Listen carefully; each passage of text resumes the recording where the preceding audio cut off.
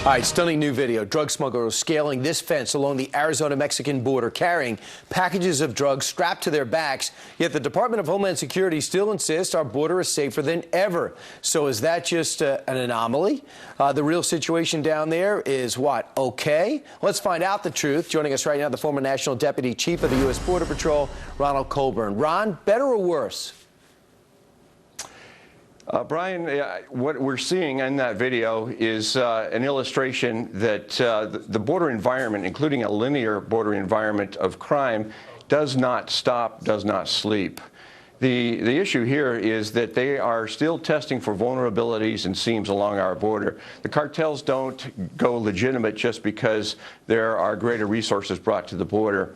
But I'd like to point out those greater resources were all brought and practically stopped by 2009. They were brought by the Bush administration. The doubling of the manpower, 10,000 agents to 20,000. The bringing on of more infrastructure and technology.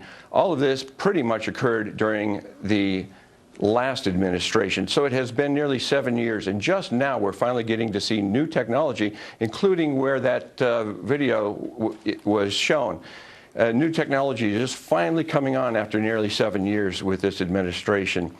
This administration's focus, of course, is tacit amnesty. So what they are looking to do, of course, is draw attention away, declare victory at the border so that they can then get on to, and it's not even comprehensive immigration reform, as we like to refer to it, because this president has no qualms about circumventing legislation. So it may not have to be reform from legislation. Ron, what do you mean by tacit amnesty? Does that mean the Border Patrol have told you that they're told just to turn a blind eye to some of the traffic coming through?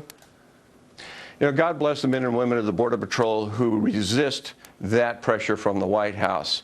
ICE Morale, another brother agency within the Department of Homeland Security, which oversees deportations, removals of foreign nationals that are criminals or threats to this country, and investigates interior such as crimes such as the one that occurred in San Francisco. They have been basically ordered by their leadership to look the other way. Morale is just terrible. Now, I was just in Nogales last week where that video was taken.